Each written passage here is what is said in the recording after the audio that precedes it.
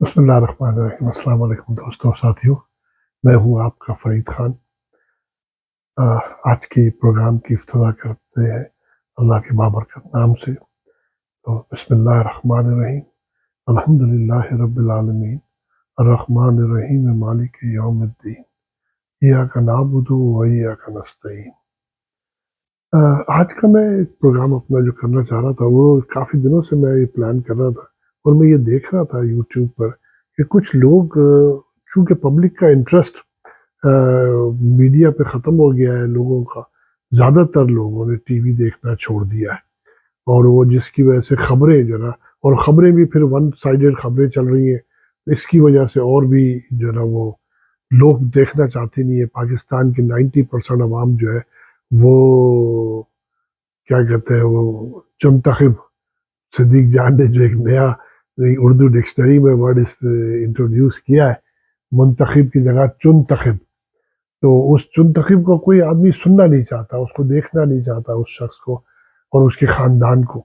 तो इस वजह से जो है ना लोगों ने खबरें देखनी और टीवी देखना बंद कर दिया। तो लोगों ने एक बहुत बड़े पुराने एंकर भी हैं और सहाफ़ी भी अपने आप को करते हैं वो, और उसको साहब और बड़ा अच्छा उन्होंने अपना टीवी शो, वीडियो व्लॉग बना रहे हैं आजकल। और वो हर महीने रिक्वेस्ट करते हैं, जनाब आप मेरे प्रोग्राम को सब्सक्राइब करें, आज मेरे 5 लाख हो गए और वो कोई 6 लाख हो गए और आप लोग देखें जी।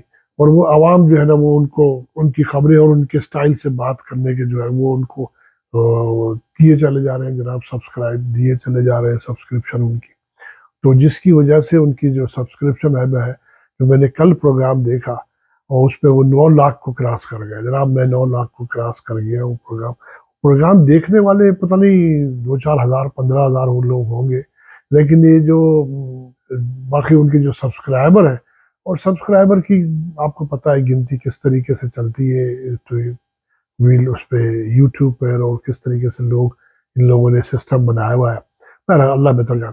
लेकिन मैं कल का प्रोग्राम देख के वो, मैं बात कर रहा हूँ मंसूर अली खान की। मंसूर अली खान जो है ना सारे दिन की जो खबरें 1-2 दिन की वो जमा करके वो अपना व्लॉग करते हैं और उस व्लॉग के अंदर जो है वो अपने वो खबरें बताते हैं। तो कल उन्होंने जो है खबर बताई, वो उन्होंने जो एक खबर पे ज़रा ज़्यादा जोर था, वो मरीम नवाज के हवाले से खबर थी। देखिए वो जो खबर थी वो ट्वीट था शाहीन शहबाई साहब का।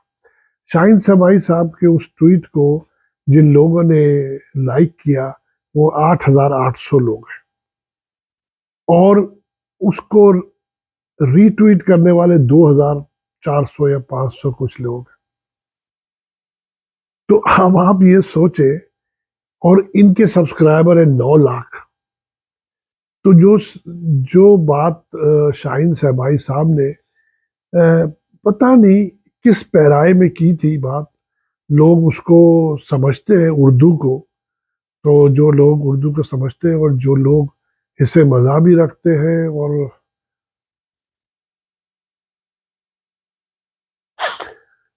इसे मज़ा भी रखते हैं और उसको समझते हैं, उन्होंने ये कहा कि जी मोहम्मद मालिक साहब को उधर से निकाल दिया गया है और वो 60 लाख रुपए लेके एक दूसरे चैनल पे जा रहे हैं, और उनकी एक गर्लफ्रेंड मरियम नवाज ने जो है ना उनको निकलवाने में बात।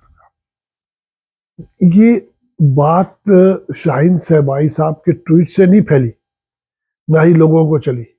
ये इन साहब की नीयत का फतूर और बदतमीज आदमी, मैं तो ये कहूँगा कि जिसके 9 लाख फॉलोअर्स हो या 9 लाख सब्सक्राइबर हो, वो साहब जो है ना उसको अपने प्रोग्राम से वो कर रहे हैं। और बड़ा वो भी क्या कहते हैं उसको, टिप भी चल रही है ऊपर से, और जो है ना उसके क्लिप भी चल रहे हैं कि जी मरियम नवाज को जो है ना यूं कहा, और वो मतलब इतने सीनियर जो है सहाफ़ी हैं और उन्होंने अच्छी बात कर।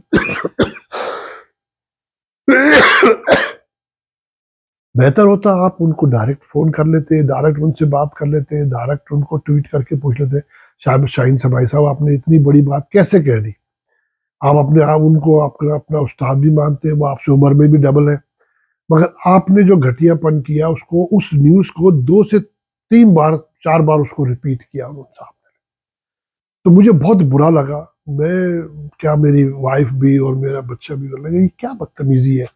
मतलब है कि अगर आपको कोई चीज पता है, कोई जिसको सुनने वाले चंद लोग पढ़ने वाले थे, आपने तो उसको पूरे मीडिया पे फैला दी इस बात को लेकर, और मतलब है कि बदमजगी, बदतमीजी। तो एक ये भी सिलसिला एक चल रहा है बहुत ज्यादा है। और बाकी ये है कि दूसरी चीजें जो अच्छी बातें हैं पीटीआई के मुतालिक, वो कोई भी नहीं बताता, कोई नहीं करते वो साहब। इमरान खान की अच्छाई के मुतालिक बात नहीं करते। और नवाज शरीफ साहब, कल उनकी मैंने एक प्रेस कॉन्फ्रेंस की टुकड़ी थोड़ा सा देखा था टुकड़ा, उसमें उन्होंने फिर वो दोबारा शुरू कर दिया है कि जी 60-70 सालों से जो है ना लोगों ने मुझे क्यों निकाला, और लोगों को इसी तरीके से निकालते रहे हैं वो, क्योंकि उन्होंने देख लिया कि मेरा हमारा जीतना तो मुहाल, हमें तो लोग वापस जाने दें, छोड़ दें, जिंदा छोड़ दें तो वो बड़ी बात है जब हम जाएंगे रोडों में। कि जिसकी एक मिसाल जो गुजरात के अंदर जो कल उन्होंने, इनकी साहबजादी ने जलसी करी बकौल बकौल लोगों के, जिसमें जैसी इनकी तकरीर शुरू हुई, उन लोगों ने जाना शुरू कर दिया। लोग भी थे 2-4-5 हजार लोग मुश्किल से होंगे, लेकिन जिसका उनको बड़ा खल्क है और बड़ी, और बस उनका जो है सारा का सारा मसला इमरान खान है। और वो पब्लिक आवाम जो है वो अब कोई बात सुनने को तैयार नहीं है, चाहे आप कुछ भी बोल ले, कुछ भी कह ले, कितने ही उन पे रकीक इल्जामात लगा लीजिए। मुझे तो इंतहाई तकलीफ है, दुख है कि किस तरीके से हमारे ये सियासतदान, ये बेगैरत सियासतदान, इनको सियासतदान कहना पड़ता है क्योंकि 3 दफा का वजीर आजम है, समझे, चौथा भाई चौथी दफा वजीर आजम बना इनके खानदान से। और इतने घटिया, इतने, मतलब क्या हम ये समझे कि उस मुल्क का सबसे बड़ा सूबे के लोग जो सियासत के अंदर है वो सारे घटिया तरीन लोग हैं, सारे किसी और जगह से आए हुए हैं, जैसे कि इनके बाप दादा जो कहीं और जगह से आए हुए थे, जिसका कोई जान पहचान नहीं होती है, जिन जगहों की, जिनको बुरा समझा जाता है। समझे, तो क्या आप चाहते हैं, क्या कहना चाह रहे थे, आप क्या करें? समझे, आपको पता है कि आप नहीं जीत सकते, आप क्या करेंगे?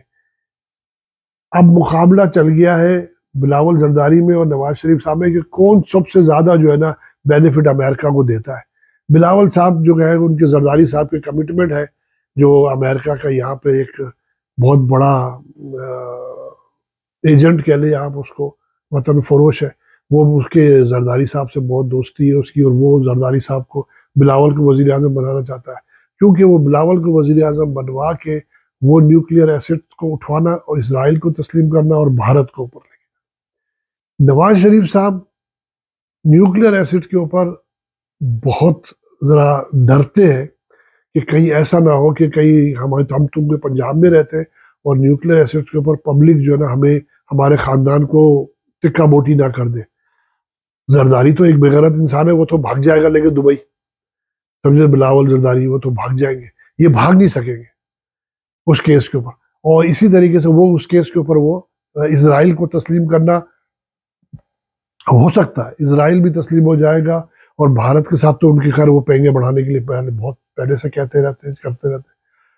तो ये बात, ये दोनों है। और ये किसी, अच्छा ये जो टोपी ड्रामा चल रहा है, दोनों एक दूसरे को गालियां दे रहे हैं, डांट चीख रहे हैं और कर रहे हैं। जिस बिलावल साहब रोज आना शुरू हो जाते हैं, जी मुझे चांस दे, आप एक बूढ़ी से आप बूढ़े को क्या देंगे, 70 साल का आदमी, 72 साल 74 साल का, वो क्या आप करेंगे, एक नौजवान नस्ल को आप चांस दे, उसकी वजह से भी है। और फिर उधर से, और फिर वो जावेद लतीफ साहब इंतहाई घटिया इंसान, वो कह रहे हैं जरदारी अगर कहेगा कोई बात नवाज शरीफ खिलाफ तो हम उसको जवाब देंगे, ये बच्चा है हम इसको क्या बोलेंगे। ये सारा टोपी ड्रामा है, सब जलील ख्वार हो चुके हैं अवाम की नज़रों में। मैं अवाम को, पब्लिक को, मैं इस्टेब्लिशमेंट को, पब्लिक मीडिया को ये कहता हूँ, अगर जरदारी बदमाशी ना करे, जरदारी अगर बेईमानी ना करे, इलेक्शन कमीशन इसके साथ बेईमानी में शामिल ना हो और एजेंसीज इसके साथ सब बेईमानी में शामिल ना हो, जरदारी पीपल्स पार्टी कभी इलेक्शन नहीं जीत सकती। सिंध में नहीं इलेक्शन जीत सकती। सिंध में ये 48 में से 25 सीटें नहीं निकाल सकेंगे आप। मैं ना, पिछली दफा आपको याद होगा 2018 के इलेक्शन में बिलावल जरदारी हार गया था, लाड़काना में भी हारा हुआ था इलेक्शन। ये इन्होंने लाखों वोट और शनाख्ती कार्ड अपने पास रखे हुए जिसका एक नमूना तमाम दुनिया को, तमाम पाकिस्तानियों को और तमाम सिंध वालों को पता है, जो सब कराची के अंदर किया इन्होंने। कराची में जिस तरीके से इलेक्शन किए, जिस तरीके से यूनियन कमेटियां बनाई, टाउन कमेटियां बनाई, 25-25 हजार लोग, 5-5 हजार लोगों की एक टाउन कमेटी है जो पीपल्स पार्टी के लोगों की है, और जहाँ पे उर्दू स्पीकिंग है, जो लोकल है, उनकी जो है वो है 50,000 पे, 25,000 पे एक टाउन कमेटी। खैर दुनिया को पता है, सब जानते हैं, मैं क्या बताऊं इस बात। तो मैं ये कहना चाहता हूं कि आप जो है समझें बात को, और इमरान खान की मकबूलियत से तमाम लोग इस कदर खौफजदा है, तमाम इस्टेब्लिशमेंट के कारिंदे इस कदर खौफजदा है कि वो आप देख लें जिस तरीके से शेर मरवत जो है ना वो पंजाब KPK में जलसे कर रहा है, और उसने अभी पंजाब में आने का कहा है, और पंजाब की आवाम ने कल एक निकल के पंजाब की आवाम ने एक सिर्फ ट्रिगर दिखा दिया इनको कि क्या हम करने चाहते हैं आगे चल के। तो आज का वीडियो इसी तरह के रखते हैं। कर मेरा वीडियो पसंद आए, मेरा एनालिसिस पसंद आए आपको, तो मेरे मेरे चैनल को voice from Chicago, Farid Khan voice from Chicago को सब्सक्राइब करें, दोस्तों रिश्तेदारों से शेयर करें, और कमेंट्स करें, अच्छे या बुरे, नेगेटिव और पॉजिटिव कमेंट्स जरूर करें मेरी बात के ऊपर, मेरे कहने पर, मैं क्या बात को जो समझ आई आपको नहीं आई बात। Thank you very much.